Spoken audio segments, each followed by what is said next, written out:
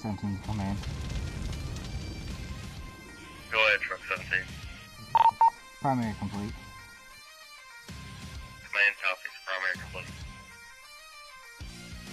What's up, folks, and welcome to another episode of Primary Complete. Before we kick off the show, do us a quick favor. Like and subscribe.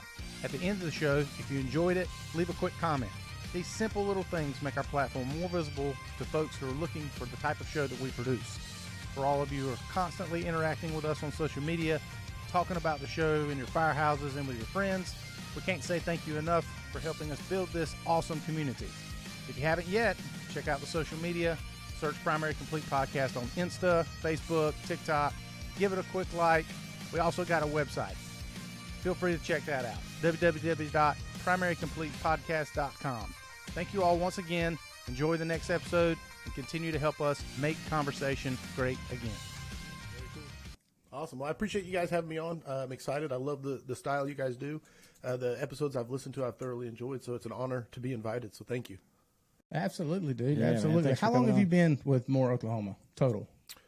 1997 was when I hired on, so 26 years come 4 days from now.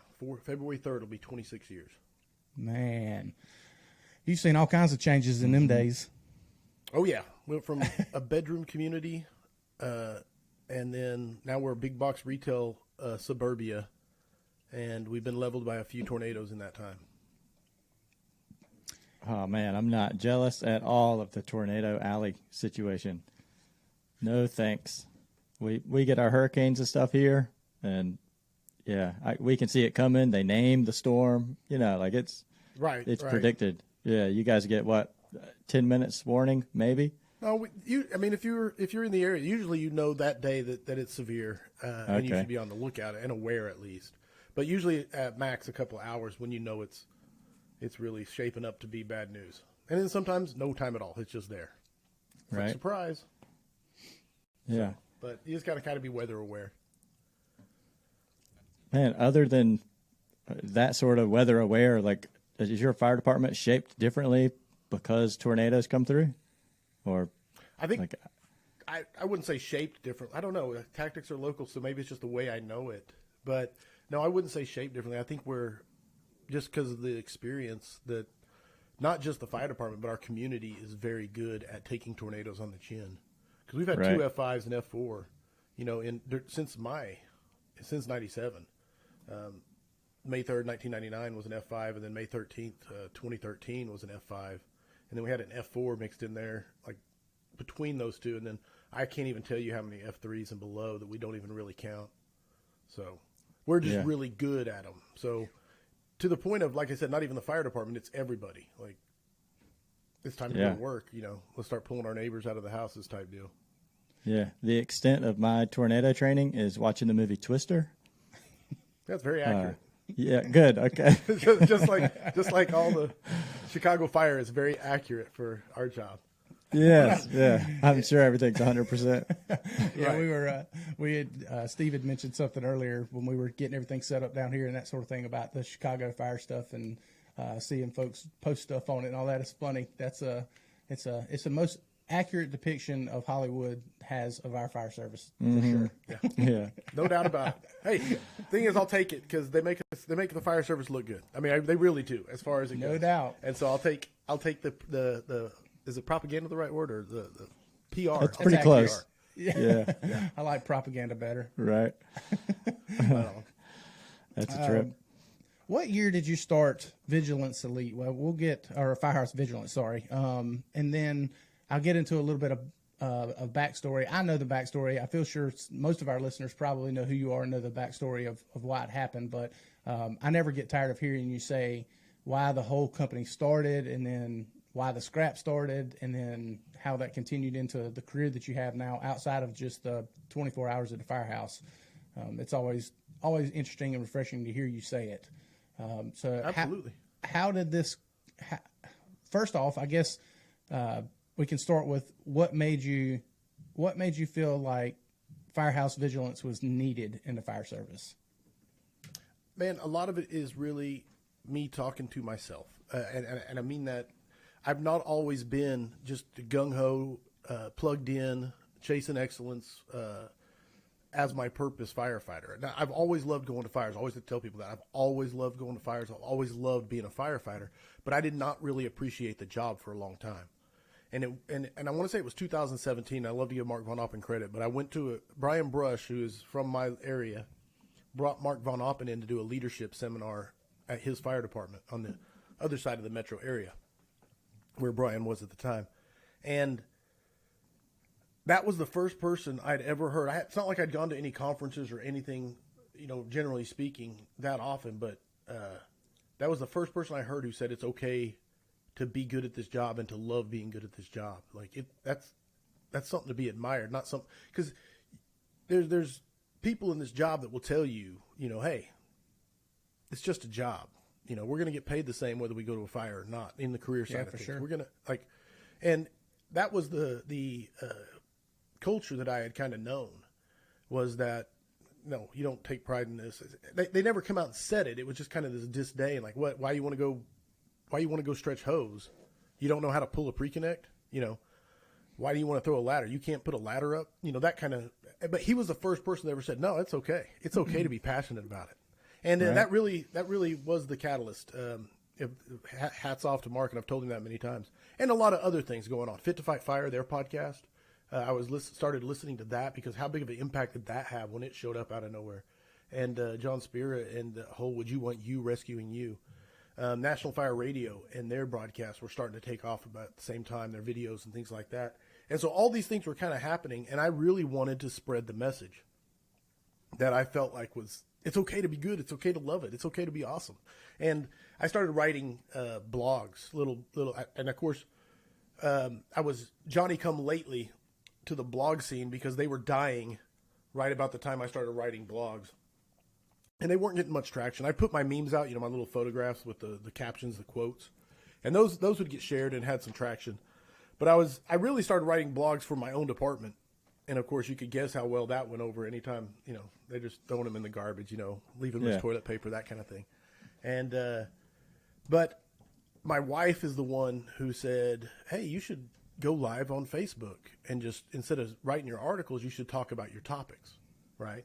And I always say it, I'm like, and that's what my reaction was like, hey, you don't know what you're talking about. Please be quiet, leave me alone, whatever, the typical blow it off type thing. But eventually I listened to her because she's smart, and I actually did it. And it was a lot more fun to do in the live version. And at first there was like one or two people would say, wait, what's going on? What's this? But fast forward to the 10th episode, the 11th episode, I'd finished the 10th, and I didn't think anybody was even watching them, honestly. And I went to my Fools meeting, my local Fools meeting, and the Fools president, Court Smith, said, hey, Corley, I want to be on the scrap. And I was like, I was really taken back. I can still remember to this day being like, why would anybody want to be on the scrap? And, but he said it, and we did an interview, and I think it's about 13 minutes long. We talked about his training philosophy because he was in the training at OKC. And long story short, I absolutely loved interviewing him. It was like way better than anything I could talk about. It was, I love the topics that I'm passionate about, but after about 10 episodes, I'd pretty much given people everything I had. It was just going to be starting to regurgitate and trying to find new content. But that guest, man, I was like, wow, this is awesome. And so shortly thereafter, I started firing off emails to and Facebook messages to everybody. And people ask me, what's the thing that you think has made the scrap as successful as it has been? And I always answer with COVID. Because right when I started was right when COVID kind of went. I started in December, and I think we first started hearing about it right there around Christmas, and then the first cases started showing up in February. Don't quote me on the timeline. And then boom, FDIC shut down, Firehouse shut down. Every conference across the country started shutting down. And all of a sudden, there's a lot of well-known, respected speakers who had a ton of time on their hands and would absolutely come on an unknown scrap of a podcast and be a guest. And so I think that if, as tragic as the early days of COVID especially were, that was something for me personally where that was a huge benefit. And I think a lot of the people that initially came on, and because of their reach and exposure, made the scrap as successful, or that I don't think it would have happened without those names spreading the word, if that makes sense what I'm saying.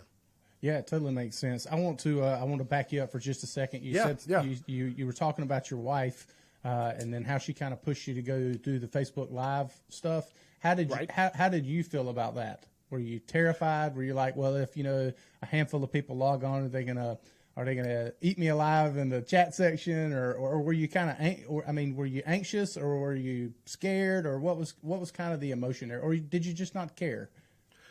She's a realtor, and so the reason she was saying to do it is because a lot of these realtors would go around to their houses and with their phone, and they would just talk about the house and show an open house, kind of a tour of the house. And I just thought that was cheesy. I really did. I thought it was cheesy, and what was the point? Now, to back up even more, my son, he's 22. He'll be 23 this year, just to kind of give you a time frame.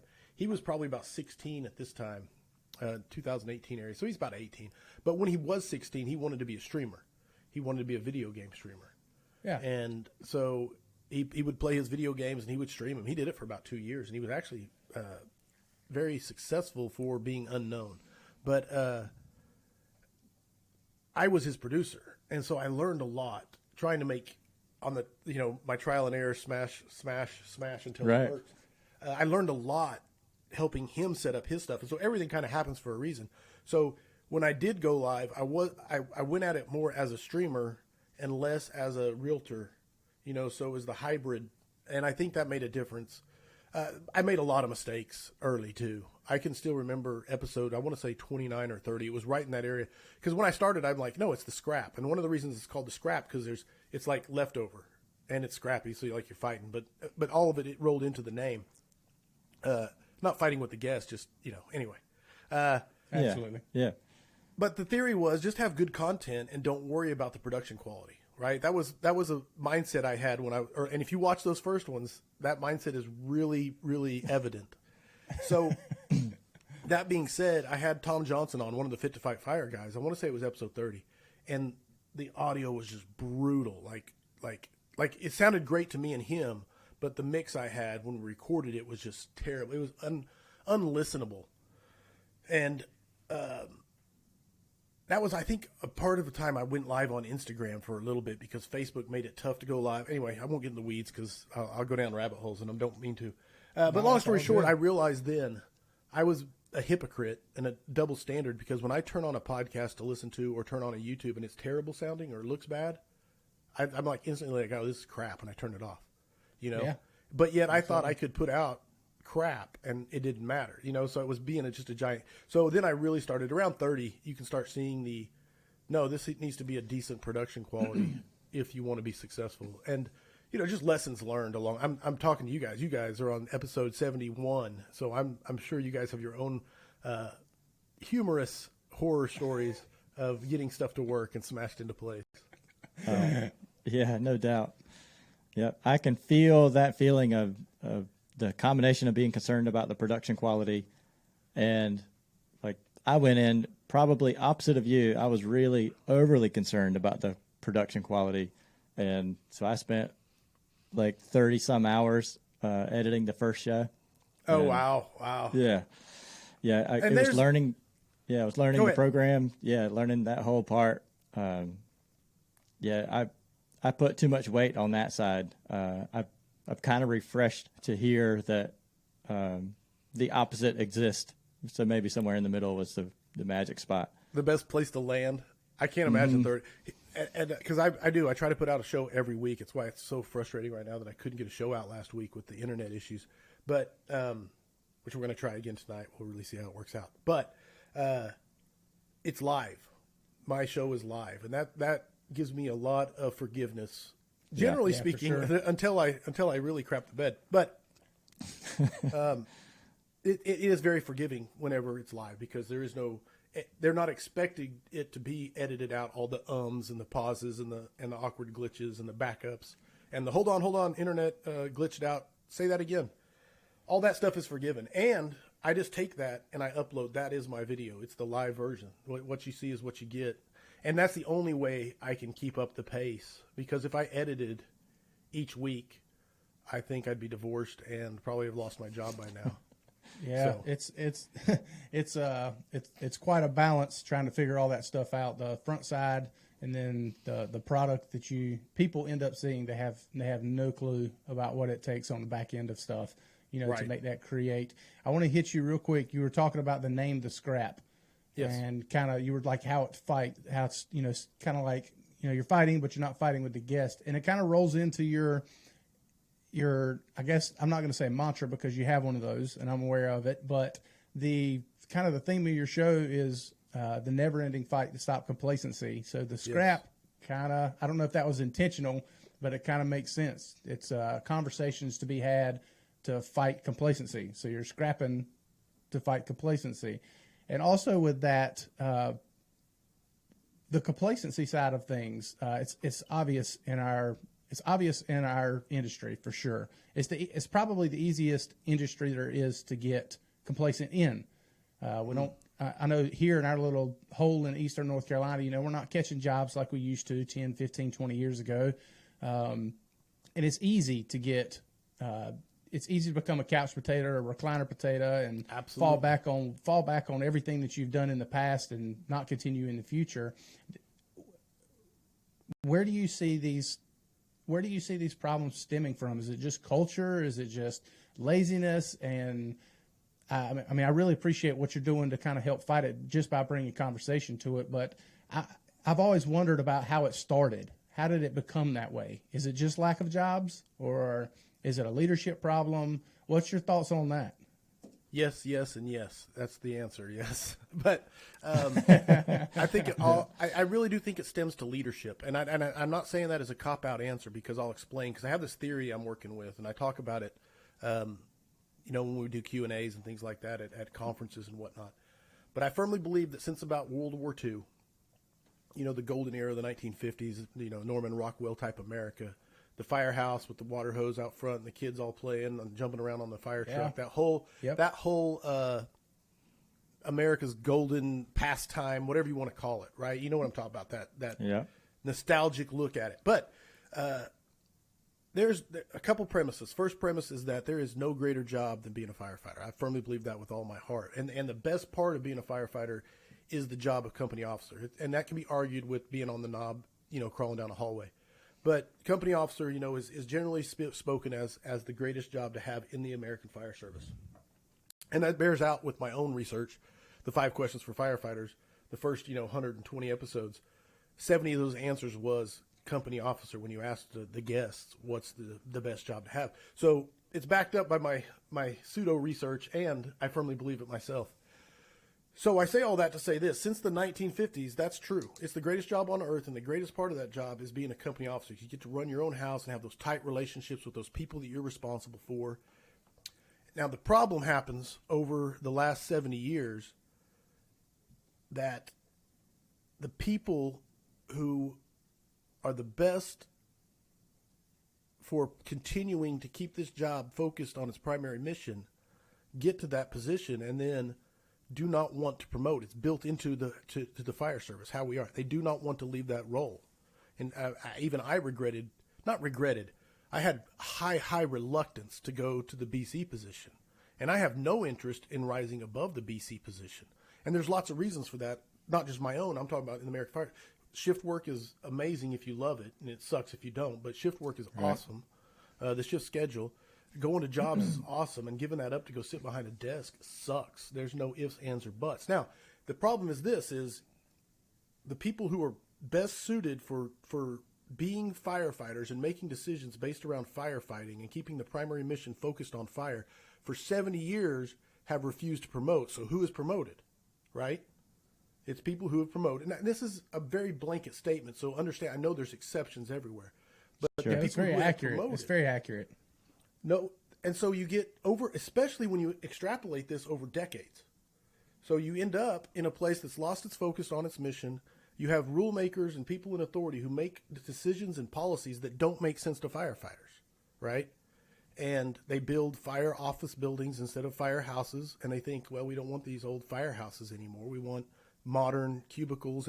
And I get the sleep and sleep deprivation and cancer and all of that is important. Do not get me wrong. But you get people making decisions not based on firefighting, not based on the the glorious and wondrous parts of this job. They make it based off of budgets, and I don't know because I'm not one of them, but things that don't make sense to firefighters. And now here we are 70 years later looking back saying, how do we get here? And I really do feel like it's a pendulum that has just been swinging for 70 years in one direction. Just one direction, one direction. And so I don't know if I answered your question at all, but I did get the pendulum theory out there.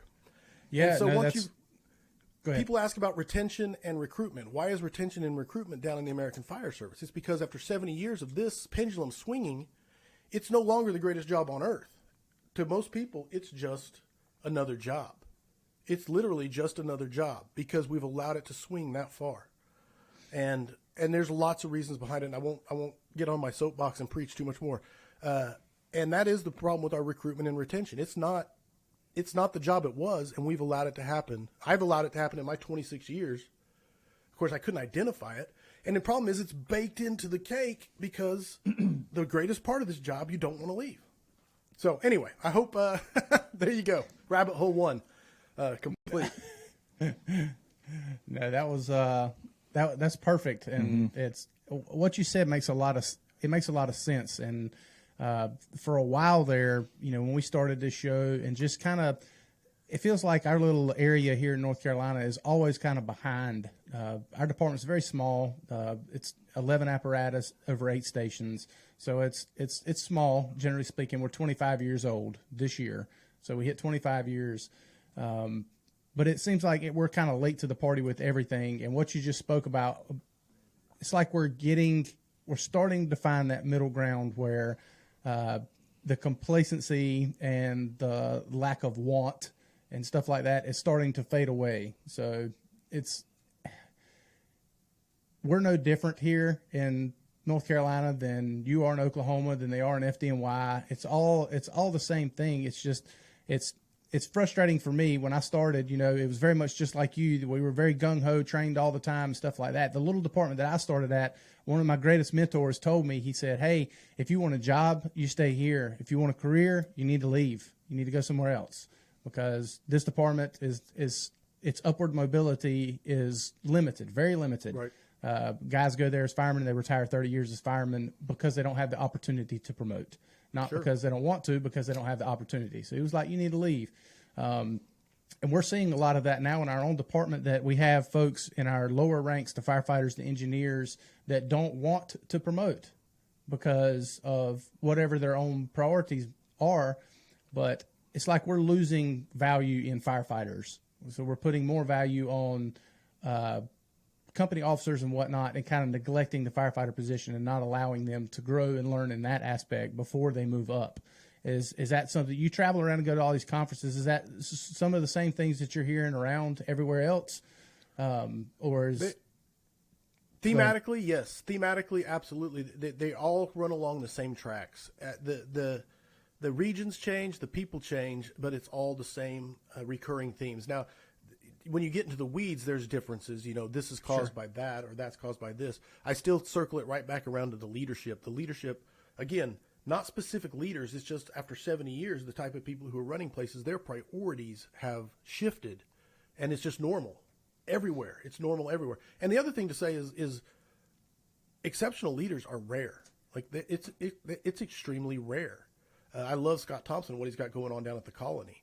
And I always reference him, his book, The Functional Fire Company. Everybody absolutely should go get a copy of that book and read it. Every firefighter, and especially if you're in a leadership position. But for every, he says it, this is his quote, and I'm butchering it, I'm sorry, Scott. But for every firefighter or company officer or driver that has slidden and into complacency, that is now living in complacency and just kind of checked out on the job or burnout, there is a company officer or a battalion chief or a district chief or a fire chief who has not done their job and allowed it to happen, right? And that's the biggest problem is leadership, is they've allowed their people to drift towards failure. And I'm not saying like they just abdicated their responsibility. A lot of it's just poor decisions, or I'm just being their friend, or there's no accountability. The reasons are so varied, and that's the reason why the study of leadership is so fascinating, because the reasons are as varied as the human beings involved.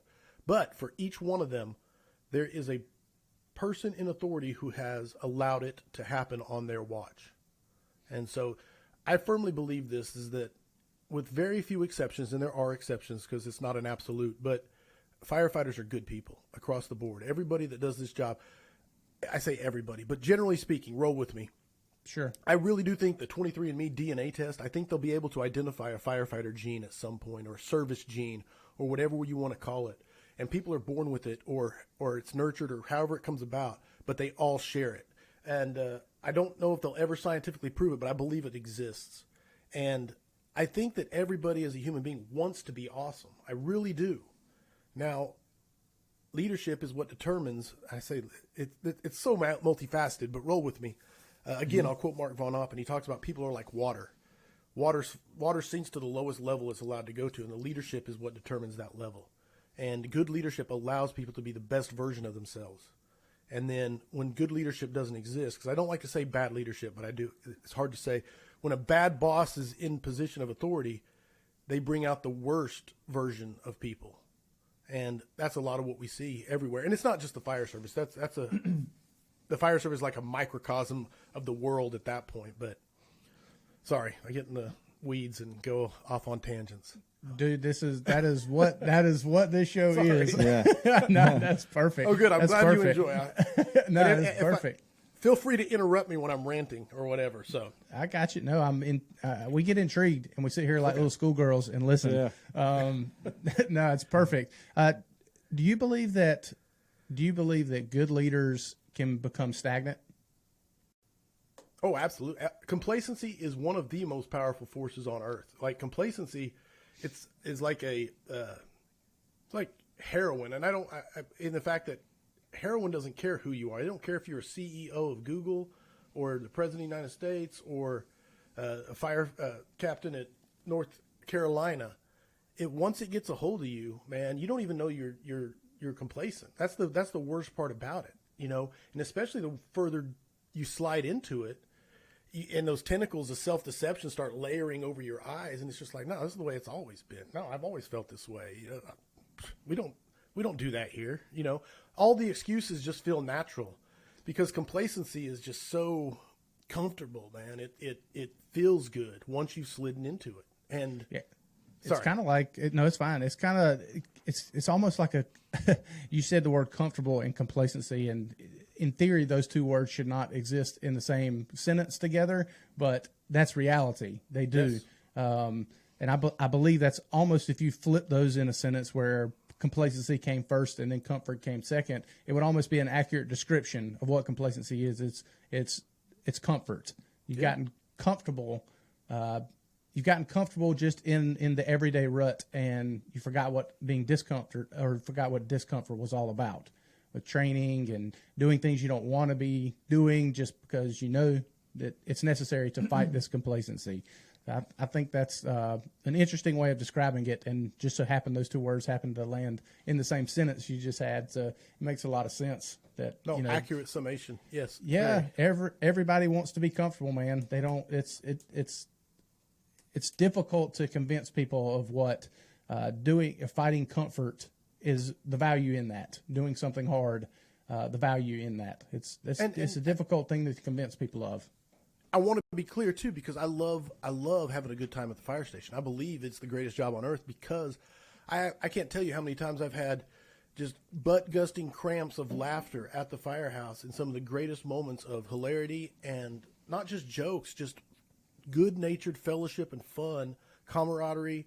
And I firmly believe in having a great fun time together, playing games together, doing stuff together at the firehouse. So it's not all just go hard, go train 24 hours a day.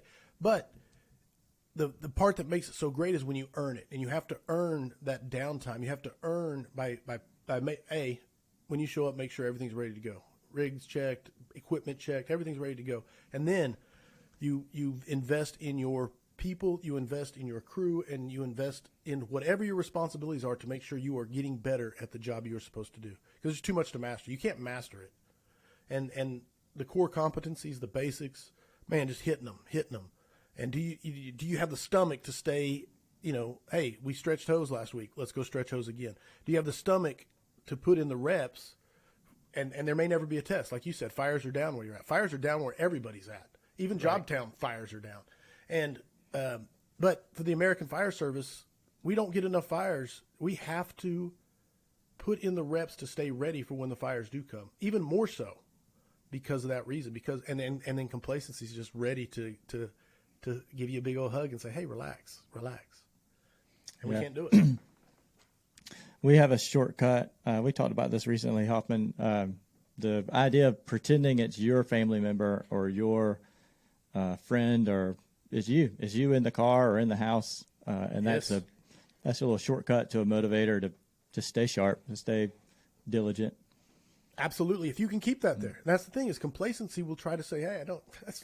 That's cheesy, man. It's not your mom and dad. It's just a job, you know. Right. Hey, no.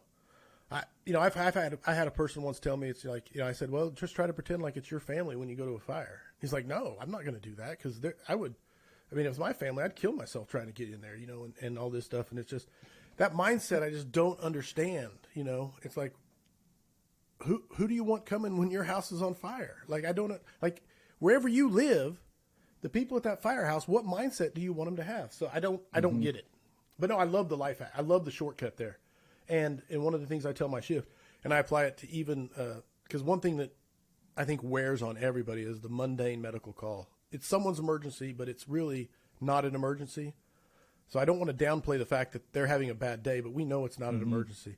It's monotonous. Yeah, it's monotonous and it's mundane. It's like, why are we here? And those will wear you down. Those will.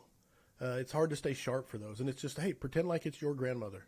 And how would you want the people to treat her? Because I've seen medics, burnout medics, that if they treated my grandmother like that, we'd have words or even blows in the front yard. So, and I again, that's a very, very deeply burnt out, someone who's drifted very far towards failure. But I love the shortcut. And if you can keep it in your brain, man, you will. You'll have great interaction. And when you do catch the jobs, you'll be ready. Yeah, no kidding. I'm going to take a chance here with an idea. I haven't completely gone around. I'm going to submit it. So the nudge toward complacency, I feel like I've got a couple of examples.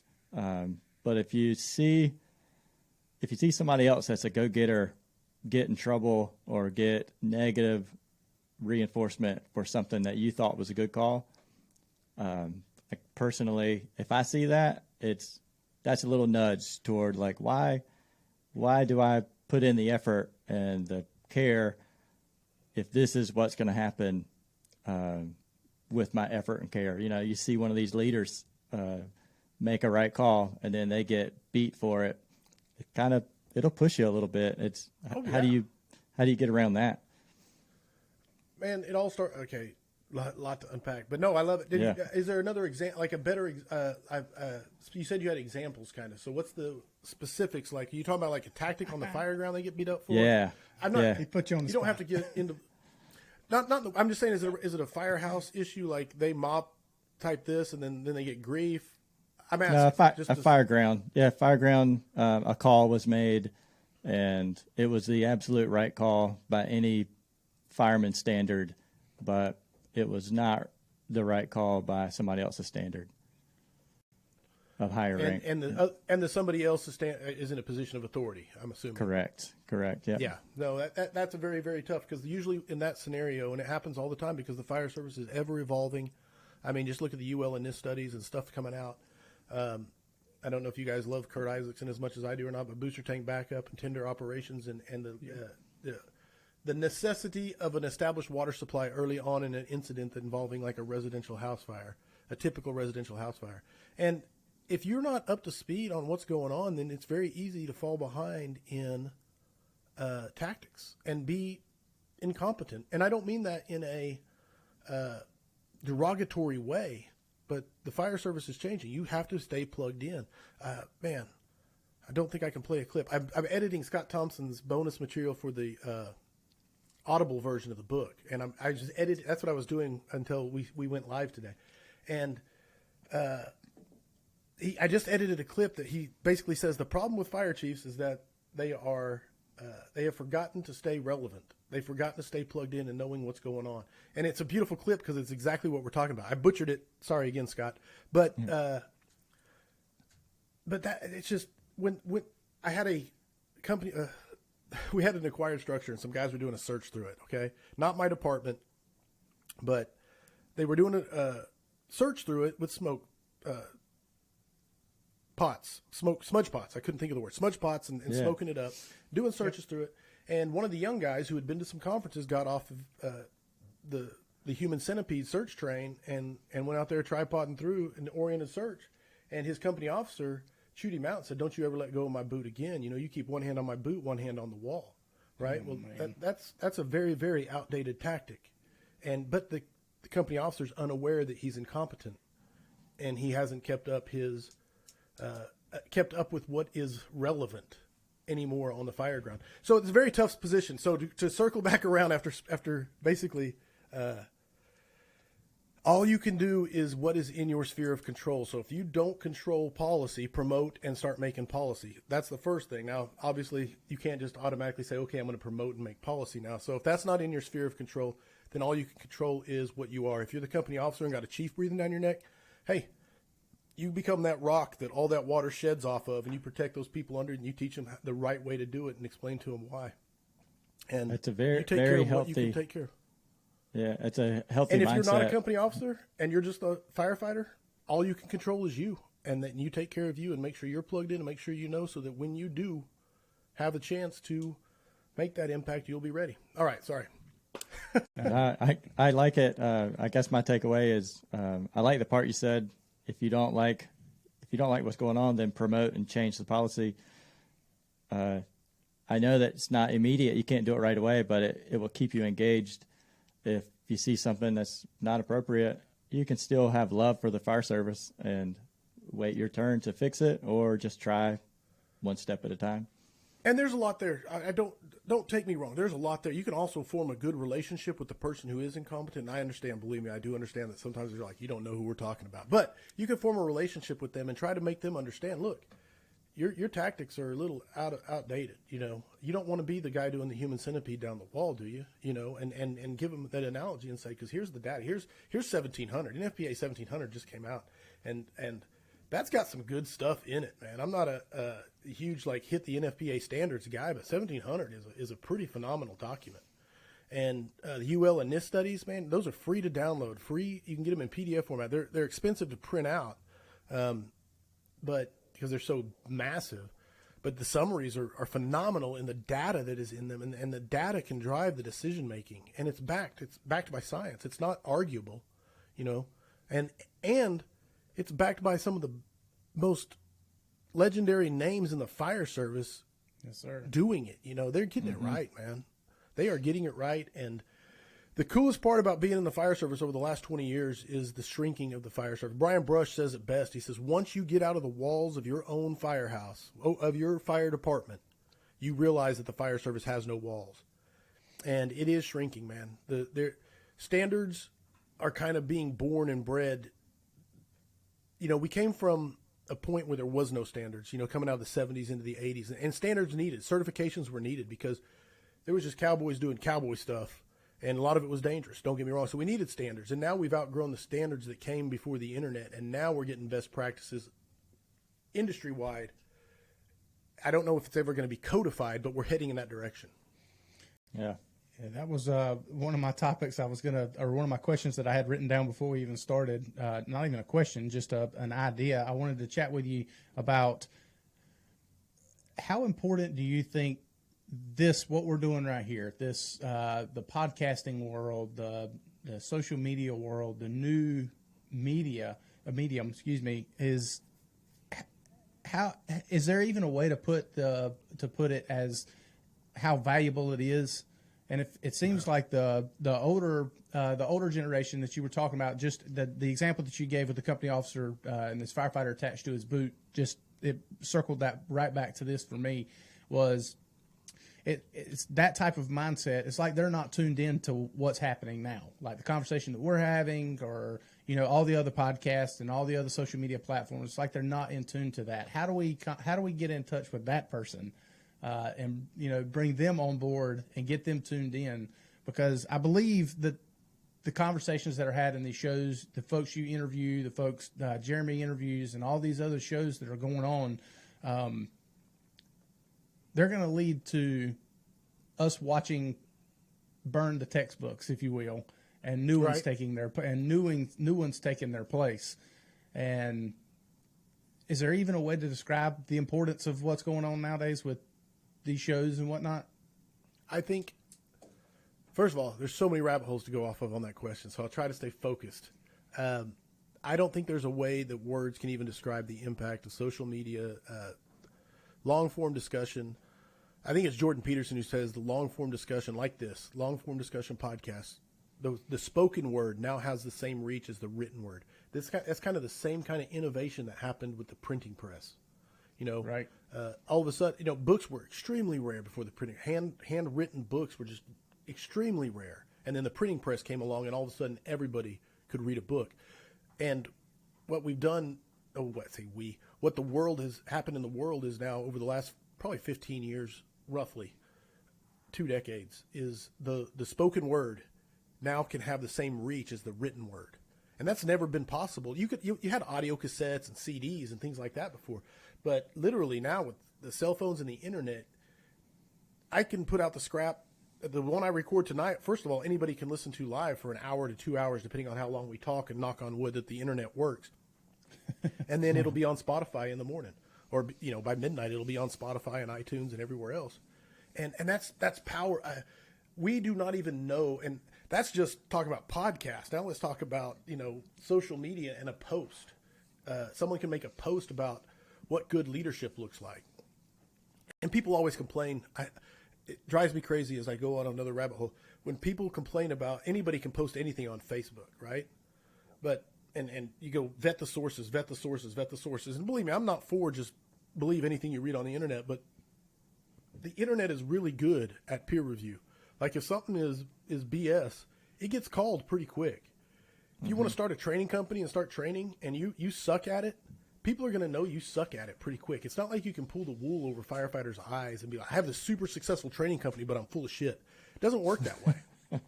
So we got a pretty good bullshit meter. No, we got a really good bullshit meter. Right. Yeah. And so I'm sorry, I'll stay focused. So you're good.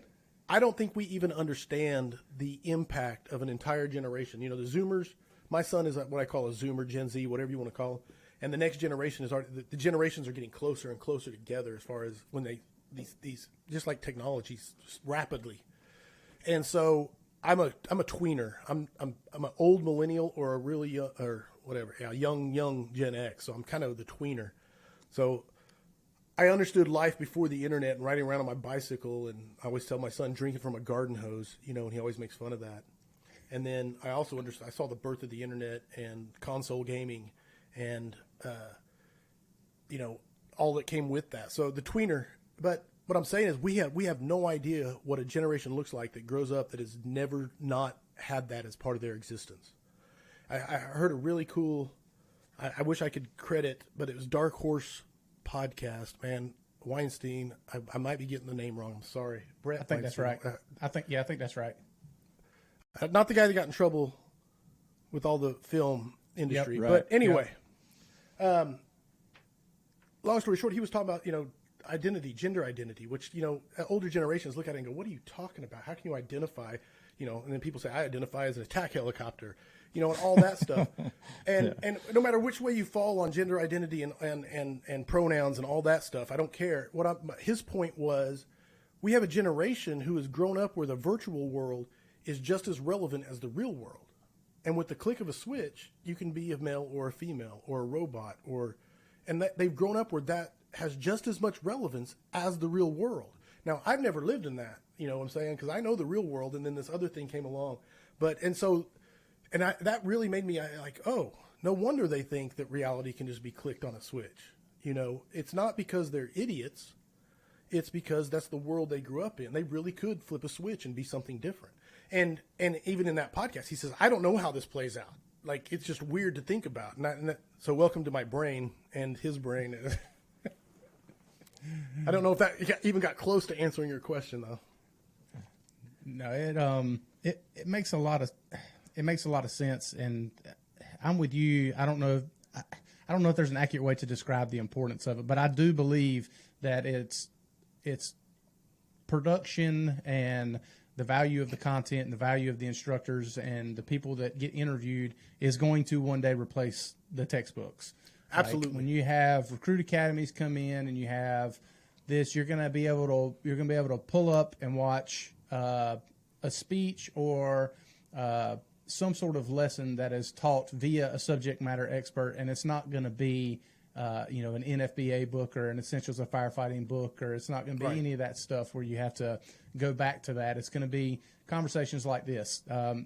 It just recently happened in one of our little local seminars here that one of the instructors, Steve, you probably remember this, but we were in a class, or we weren't in a class, but a guy that we know was in a class, I think it was Fire Officer 3 or something like that, and then sent us a video of somebody that we had on our show chit-chatting about leadership, and that's what the instructor was playing in the classroom. And it was like, nice.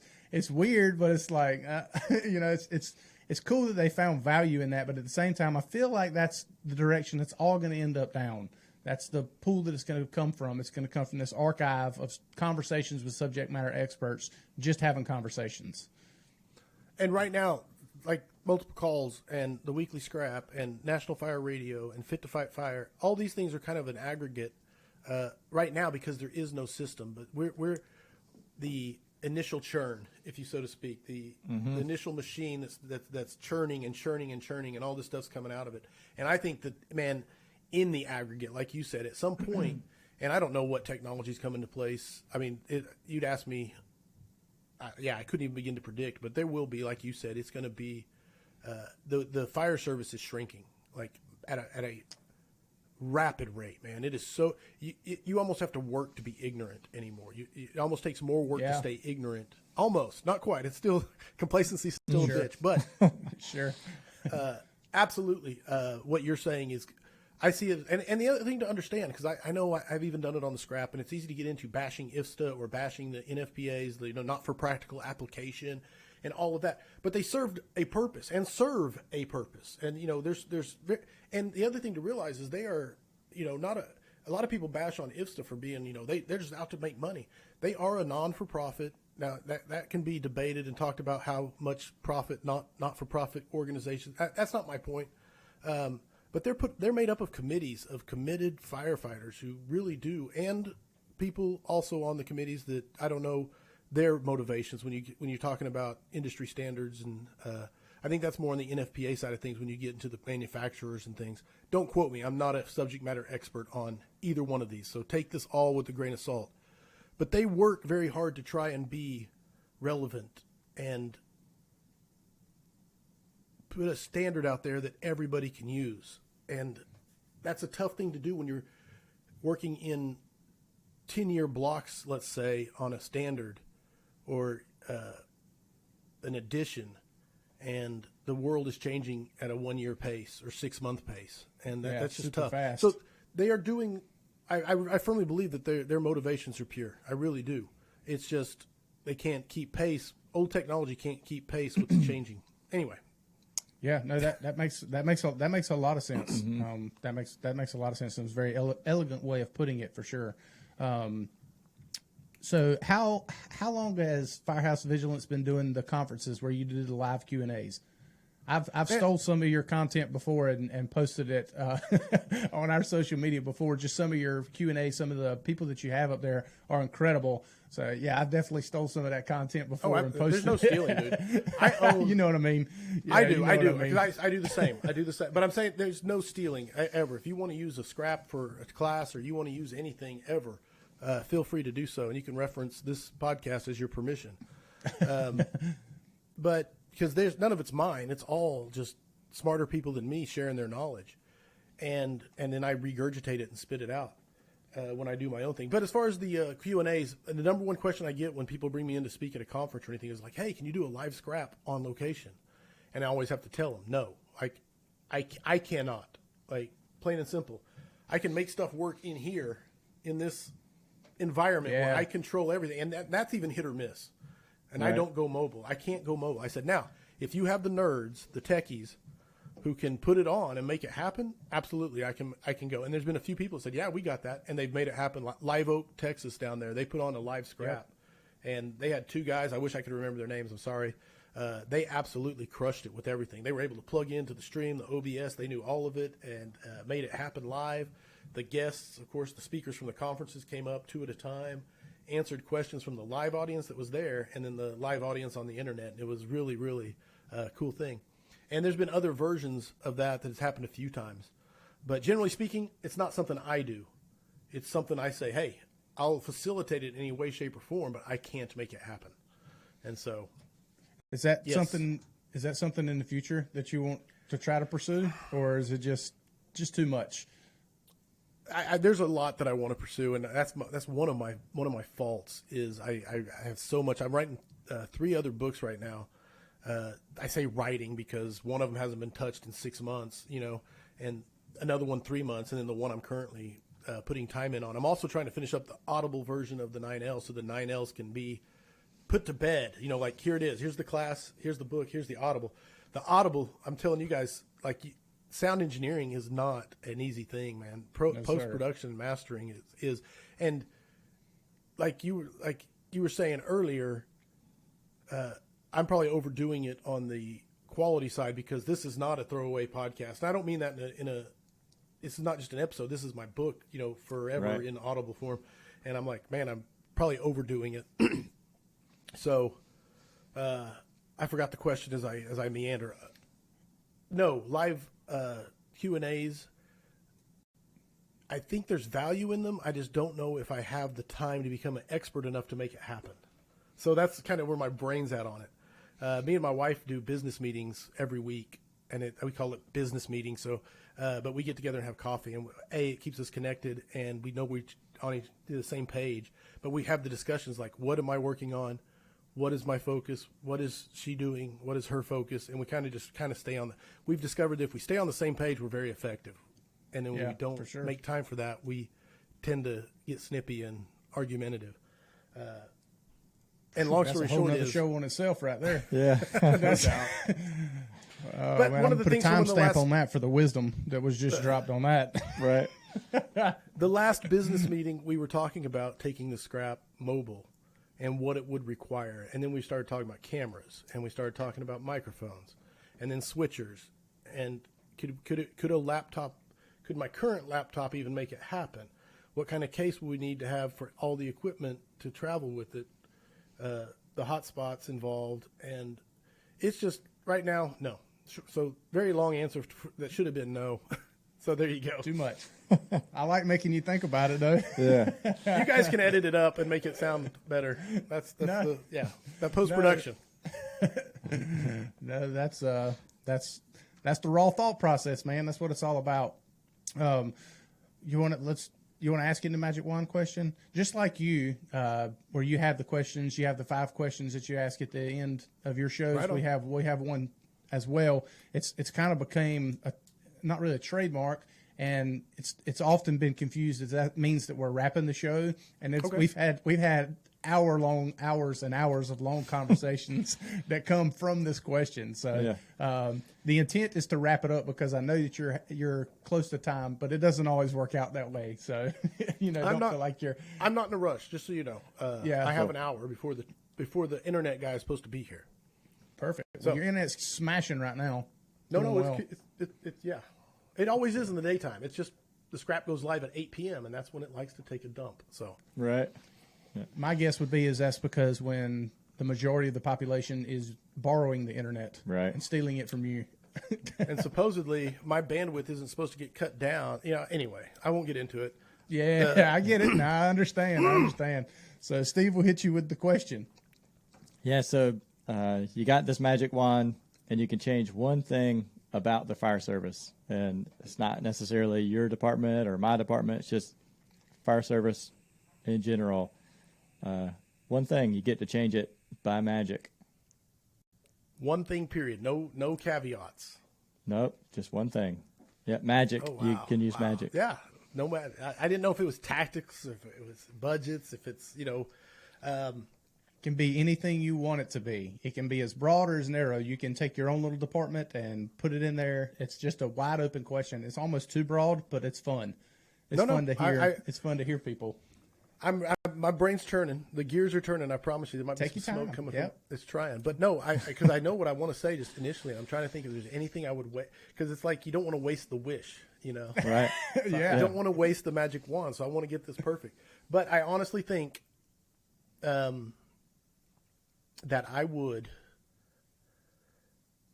and I'll try to say this right, use the wand to grant, and I think this would fix everything. I really do. We could discuss to grant every person in the fire service maximum dose of humility, right? And if we could do that, that's what I would use it for, because I really do feel like if that occurred, like that every problem would go away in the fire service. All the problems we see right now would melt away over time.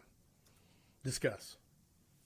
That's a really, really, really good answer. Yeah. You know what it makes me think of is that topic we talked about, I want to see you do well, just not better than me. Yes. Like, if everybody was given that dose, then that would probably disappear, like, right away.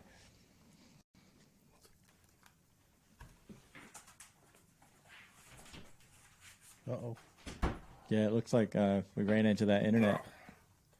Maybe. Sorry, I could see he wanted out really bad. Has everything stopped? Did I lose you? Good on my end. I'm Hello? not sure what happened. He held a finger up. Maybe he'll come right back. Mic check. Did you hear something that sounded like... Yeah, I think we ran into the internet check? issue because it's not like even switching on our end. Oh, Oh, there there we we go. Yep, it's an internet I'm hearing problem. you. I'm hearing you. Maybe. I'm scanning.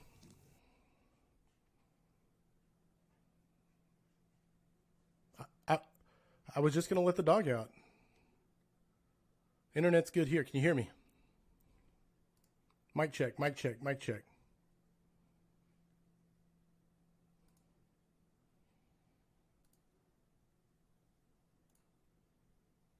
Mic check, mic check. It's just me by myself.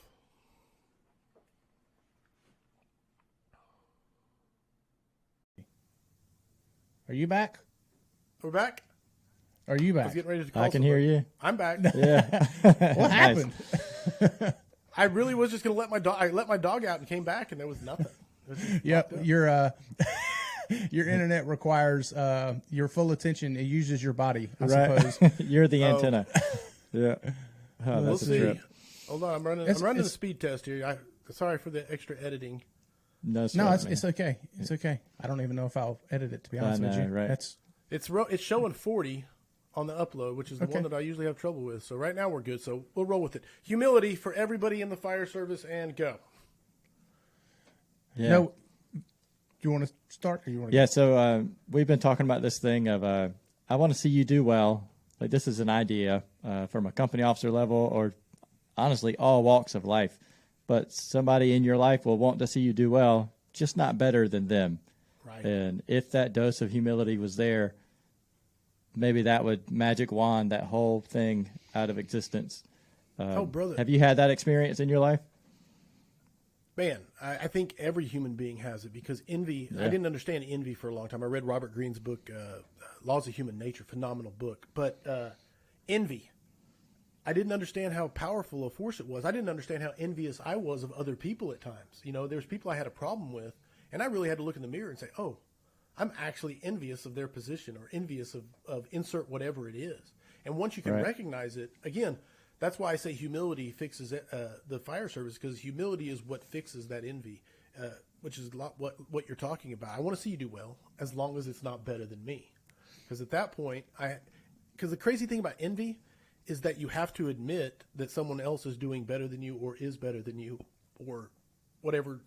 But you have to admit it, and we don't do that. So we get envious instead. We make excuses and we build resentment. That's just one aspect of it. I think respect and grace, two of the, they're not very sexy, but respect and grace drive so much and open up the whole world if you can have the humility to implement them. So, yes, absolutely. Yeah, I've never heard envy plugged into that equation as an indicator or part of the problem, but it fits. Like that puzzle piece fits. Makes a lot of sense to me. And the crazy part about envy is you can't admit that you're being envious, because then you have to admit that, why are you envious? Well, it's because they're doing better or are better. And that's the part that makes it hidden, and it's the self-deception. And the only way to get past self-deception is humility, to look in the mirror and go, what am I getting wrong here? And if you can't do that and the self-deception's there, then it's because they're a piece of crap, not because you're envious, not because of, insert what, but the humility has to be there, or you can't grow when you don't know what you don't know. Yeah, we had this conversation on the last episode last week, Steve, but it bears notice to bring up here. I had asked our guest what their thoughts were on somebody who, and I mentioned it briefly earlier, but what their thoughts were on someone, and it seems to be where this kind of ties in with the humility and the envy, is a lot of times you'll have somebody who's successful or who has success early in their career, and they build their reputation around how much of a go-getter they were, and then they hit this complacent, stagnant stage where their reputation is already built because of what they have done, and it's not continuing to build because of what they're continuing to do. So that envy and this whole idea of, I want to see you do good, just not better than me, it fits the mold of that person perfectly. I don't want to see you pass me. I walked you through your rookie school, and you learned everything you know because of me. I don't want to see you go past me, and that sort of mentality, and that envy part of seeing people succeed rather than you. That's it's reality, but it's a tough pill to swallow. And it all kind of goes around this same idea of the person who gets to 10, 12 years. It could happen at any point in anybody's career, but that kind of 10 to 15 year period where it's Jonas Smith likes to call it the opportunity to sit in the recliner or get out of the recliner and keep moving on. That's kind of how he described it to us. But it was it's very much accurate. I mean, that kind of stagnant year of 10 to 15 years is where that humility kind of leaves and kind of goes away. And what a great thing it'd be to be able to just implement all that back and say, I'm not the shit. What I did was great, but watch what I'm going to do next. Right, and that sort of mentality. No, what you're talking about, you have to look in the mirror and say, I'm not as good as I once was. You know what I'm saying? I'm not. I haven't stayed plugged in. But that takes humility to be able to admit, and if you don't have it, you can't admit it. And that's why I say, like, you could take any situation almost and understand. I don't know if I've ever really dug this deep into it before, but if you take like a company officer or lieutenant, I don't care what positions we're even talking about, someone who's in charge, and whatever the problem is in that firehouse, if you can inject humility into it, then it will get better. And it's because people will then admit mistakes. They'll own their contributions to the problem, because there's always multiple contributions coming into it. It's hardly ever 100% fault-based one side. Hardly ever, I say. But that humility, man, is what allows to get past the self-deception and get to the root of it. And without it, man, we're just kind of fumbling around in the dark and getting entrenched, and resentment build, and egos flare, and defenses fire, and it's just this downward spiral of people interacting with people. And humility really does allow people to operate within respectfully, with grace. But without humility, you can still be respectful, but the grace kind of goes away, and then the respect starts to diminish, and then it's a false respect, almost like I'll respect your badge, but not you as a human being, and that's not really respect. Position at all. on That's the person. Just, yeah, and that's not really respect. That's just positional authority, and that's a recipe for toxicity over time. This could be one of the best answers so far. Mm-hmm. I'm not putting anybody down in the past, but that was a good answer. We could talk for hours just on that one word, humility. That's a deep one. I'm going to get you in trouble now, and I got Jeremy in trouble as well when we talked when we talked to him. Who's been your favorite interview that you've done so far? Man, I know. They asked. I was on the Tailboard Misfits the other night, and they asked the same question. And I'll give you the same answer. I'm not trying to cop out or dodge. It's just it's like saying, what's your favorite movie? I have favorite movies. But there's like favorite action movie, favorite sports movie, favorite Christmas movie, favorite, there's just too many to nail it down, because the reasons why are different. Kyle Romagus episode 75 is the most watched episode on YouTube, and so it's hard to knock the numbers. Kurt Isaacson he's had the most views and the most listens and downloads on the podcast out of everybody. So if just from the metrics point of view, I love those guys. Hey, I love them anyway, but then you back it up with the metrics. Plus, I think Kyle's episode 75 might be the most valuable scrap ever to firefighters. Like, they need to watch it. Anybody who wants to work a nozzle. So the value there. The people I've learned from, Scott Thompson, being able to interview him, Rick Lasky, being able to interview him, like this, the names Frank Viscuso and David Rhodes, Bobby Halton, being able to have Bobby Halton on and interview Bobby Halton, and Bill Gustin, the way Bill Gustin just hung up and said goodbye before the 5 questions. He's like, "Okay, we're done. See ya." Click. And yeah, we've met him. He's been up here to North Carolina and done the First Do conference. He's quite an individual, man. Yeah, he's a character. He's fun to be around. He's fun to be around for sure. Absolutely. And so there's reasons like Shane Bentley. I always reference his. I loved his episode, and it was literally he wrote that oath out of Georgia, and I was like, "Ooh, I really like this oath." The Bears. In fact, I'm wearing his hat today, unrelated. And I didn't know what I was getting because he's not a big name. He's not, at the time especially, no one knew who he was. And I had him on, and when I talked to him on the phone, I always tell people he had this Georgia drawl, and I'm like, holy, what am I getting into? I know I have an Okie drawl, don't get me wrong, but I was like, this guy really has a drawl, so what am I getting into here? And one of the best scraps ever. I loved it, but for different reasons. Because, the huge names everybody knows, all the way down to somebody that is in a local Fools chapter in Iowa, and everything in between, and it's so hard. And then there's people I learned so much from, and just even trying to think about, and that's the other thing, recency and primacy. Recency especially really colors my palette of my answer, because I think Benjamin Martin last week, man, that was such a great conversation on leadership. And then I'll have a conversation with somebody at a conference, and I'll be like, "Oh yeah, man, Basil Ibrahim, when he was on in the 80s or 90s, it was like that was one of my favorites of all time." But it's been almost 100 episodes ago now, and so the recency's not there. Yeah, and so it's a tough one to answer. If I had a gun to my head and said what was my favorite interview, man, anytime Kurt is on, it's just like grabbing a tiger by the tail, and barring internet issues, it's just I'm along for the ride. So. I love interviewing Kurt. For sure. There's so many. It's so hard. So I'm not trying to dodge the question. It's just. No, you didn't dodge it. It's that there's so many that are It all. makes me want to go watch the 1,000,000-point scale. Right. Yeah, it makes me want to go watch show number 75. I'll check that out next. Yeah, I've got it written down right here. I've got it written down. The whiteboard episode. And that was an unplanned episode. That's the craziest part is. He posted those whiteboard. He sat down and talked to one of his rookies in the Bay and wrote, or in the classroom, wherever he was, and wrote just a whole bunch of stuff on whiteboards and took pictures of them and posted them and said, "This is something I went over with my rookie." And I thought I saw those and I called him up. I said, "Dude, we got to do a scrap." And we did it that Saturday, because usually I don't do them I try to do them every Monday or Tuesday. Mm-hmm. Monday always, unless I'm on duty, in which case I do it on Tuesday. So anyway, long story short, He did it short notice, and that actually ended up becoming his class, Cruel Intentions, which is a great class if you get a chance to take it. It's like a refined version of Weekly Scrap 75, but phenomenal. Sorry, I'll quit talking about Scrap 75.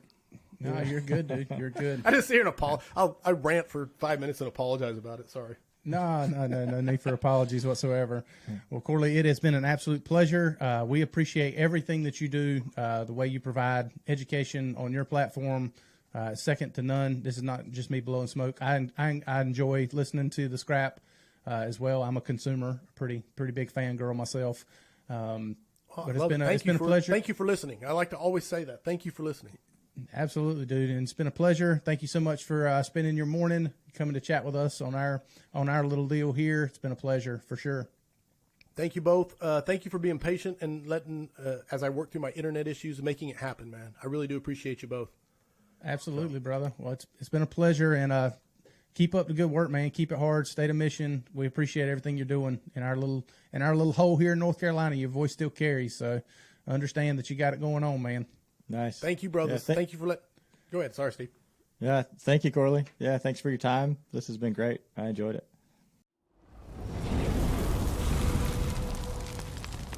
I hope you enjoyed that episode. Do us a favor, slide over to iTunes or Spotify or YouTube. Leave a 5-star review and leave a comment. If you want to support further, share it with somebody. Ask them to like, subscribe, and share it with their friends. If they can benefit from it, we need to spread it out. The more you like and comment, the more visible we are on all these platforms when people are just searching Firefighter Podcast. It'll come up Primary Complete a little bit quicker, and they won't have to dig quite so far to find us. We really appreciate that.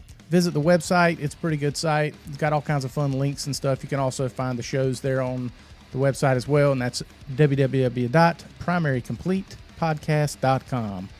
Thank you all so much for your support. Again, we love you. Thank you for helping us make conversation great again.